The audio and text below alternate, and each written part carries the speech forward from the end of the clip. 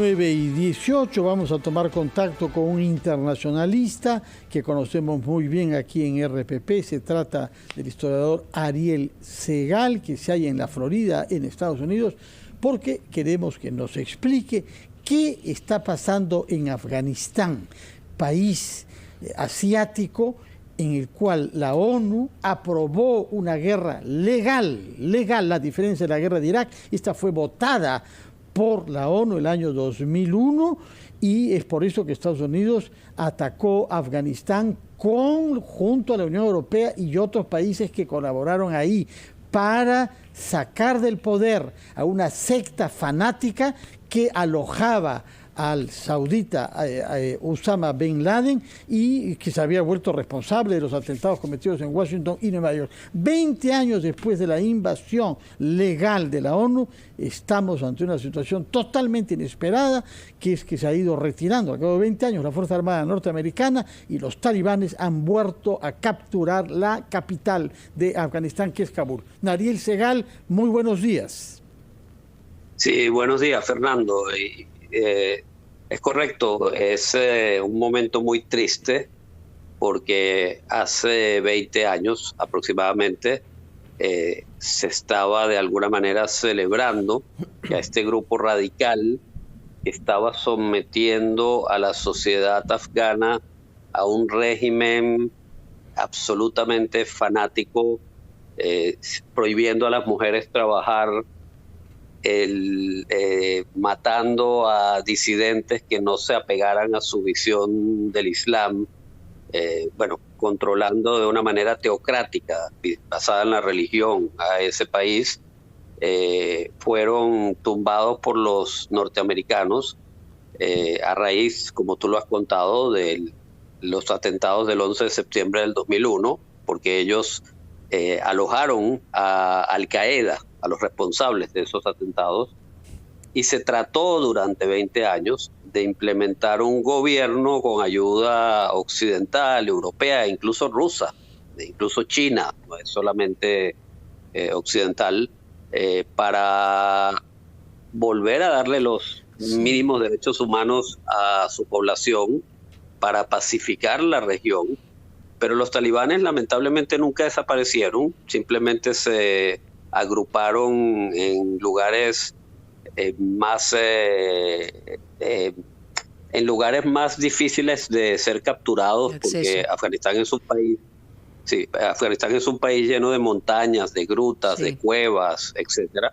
Se mantuvieron armados y con el paso de los años, las retiradas de varias de las países que legalmente invadieron Afganistán, Estados Unidos también empezó a retirar muchas tropas. Ellos comenzaron, los talibanes, a retomar territorio y a acercarse a Kabul, pero aquí, en mi opinión, Biden se equivocó al hacer una retirada demasiado apresurada, solamente en 3 meses.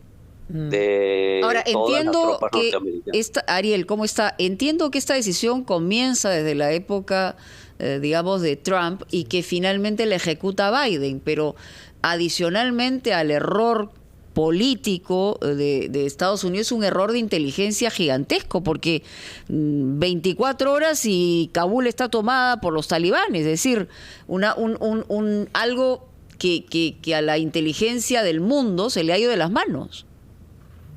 Es correcto, pero primero hay que decir, y yo no soy trumpista para nada, yo estoy muy contento que Biden sea el presidente de los Estados Unidos.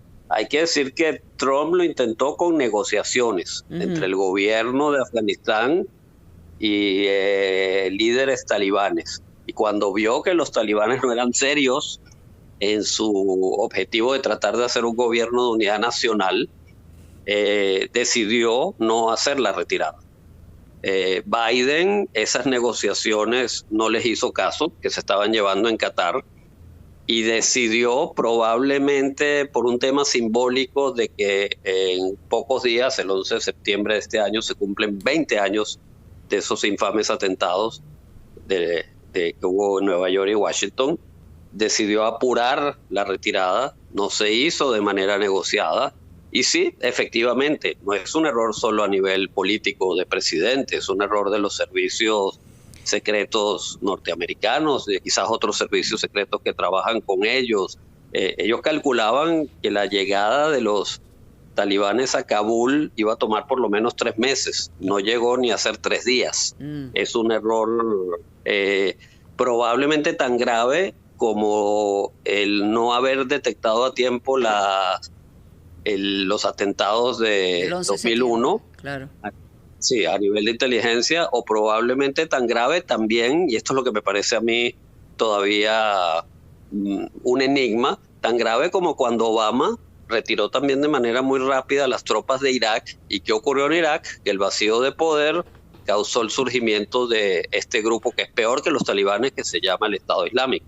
Ariel. Entonces, y el vicepresidente era Biden en esa época, hay que recordar. Sí. Ariel, ¿cómo está? Buenos días.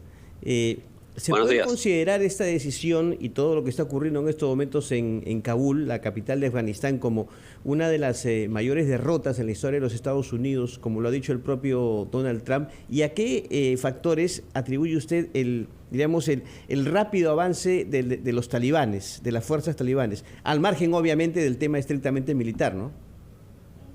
Sí, bueno, yo creo que desde un punto de vista estratégico militar es una de las peores derrotas que se van a registrar en la historia de Estados Unidos, quizás junto a Pearl Harbor. Hay que recordar aquel episodio de bombardeo en una isla del Pacífico que fue el comienzo de la entrada de Estados Unidos a la Segunda Guerra Mundial, quizás junto al 11 de septiembre, y por ahí podría haber 2 o 3 otros paralelismos, ¿no? Pero este es uno de los peores. Cuba. Sí. Sí, Bahía de Cochinos podría ser. Desde el punto de vista de por qué... ¿Cómo? No, adelante. Desde el punto de vista... Sí, adelante. Desde el punto de vista de por qué los talibanes avanzan tan rápido, bueno, es que los talibanes nunca fueron derrotados a nivel de la mayor parte del país. Ellos controlaban todavía el tráfico de opio, ellos seguían armados. A medida que Estados Unidos se iba retirando, iban tomando armamento norteamericano. O sea, ahora están mucho más reforzados que antes. Eso es importante decirlo también. Hoy lo que encuentran es mucho más de lo que tenían antes, ¿no? Correcto. Y incluso probablemente misiles, probablemente algún tipo de armamento aéreo que no lo tenían en la época que Estados Unidos invadió hace 20 años. Entonces, y están sumamente organizados. O sea, uno a veces, pensando que estos son grupos islamistas radicales, que tienen una mentalidad algo retrógrada, etcétera, piensan que ellos no actúan con los instrumentos del siglo XXI. Pero desde el punto de vista de armamento, desde el punto de vista de redes sociales, desde el punto de vista de logística, ellos son del siglo XXI. Pero con una mentalidad del medioevo. De acuerdo. Ahora, lo grave no es la derrota de la toma de la capital de estos días, sino que no se hayan aprovechado 20 años para reconstruir un país en su economía y en sus instituciones. Lo que hemos visto ahora es el fracaso de una ocupación extranjera de 20 años. Eso es lo que llama la atención. ¿Por qué no se ha podido? ¿Y qué papel juega en ese fracaso de 20 años las malas relaciones que tiene Estados Unidos actualmente, naturalmente con Irán, que es el vecino más importante, hay que decirlo, y sobre todo con China? Sí, bueno, una cuestión es que Afganistán está en la lista de los 3-4 estados fallidos desde hace décadas. Es decir, países que no tienen presencia estatal. Y eso no se construye ni en 5 años ni en 10 años. Eso dura muchísimo tiempo y poder construirse décadas. Y para construir eso uno tiene que tener un compromiso, no solo militar, tiene que tener un compromiso político, tiene que tener un compromiso económico, tiene que invertir, etcétera. Y eso es lo que faltó, lo que en inglés se llama nation building, construir una nación. Entonces se dedicaron más a la parte de inteligencia, dedicaron más a la parte militar, y sí, y con la gente con la que formaron gobierno o apoyaron, lamentablemente Afganistán es un país muy corrupto y esa gente era tan corrupta como los talibanes y también se robó mucho dinero y también eran muy ineficientes. Entonces es una combinación prácticamente de todos los males de una mala estrategia para reconstruir a ese país y de todos los males que ya Afganistán tenía previamente. Entonces, eso es lo que estamos presenciando. Y la verdad es que lo digo que es muy triste, no como nosotros como espectadores, sino que los afganos están atemorizados y no saben qué hacer, si quieren escapar del país, la gran mayoría. Ya cerraron el aeropuerto de Kabul, o sea, ha habido un espectáculo terrible y la gente intentando subir a los aviones. Correcto. Entonces es como si un grupo terrorista, bueno, es prácticamente un grupo terrorista, se apodera de nuevo del país, sí, y la gente teme por su vida y quiere salir por cualquier lado de la frontera. Entonces es un tema muy complejo, pero aquí el fracaso fue de inteligencia, el fracaso fue militar, el fracaso fue también político, el fracaso fue económico y quizás faltó que se involucraran otros países como China más, países asiáticos, para ayudar a levantar la economía afgana. Pero como sabían que los que dominaban eran los norteamericanos, quizás por eso no tuvieron el interés. Muchas gracias por sus explicaciones. Cobramos conciencia de lo grave que es que no bien se retira lo que quedaba de Fuerza Armada Norteamericana en Afganistán al cabo de 20 años de ocupación.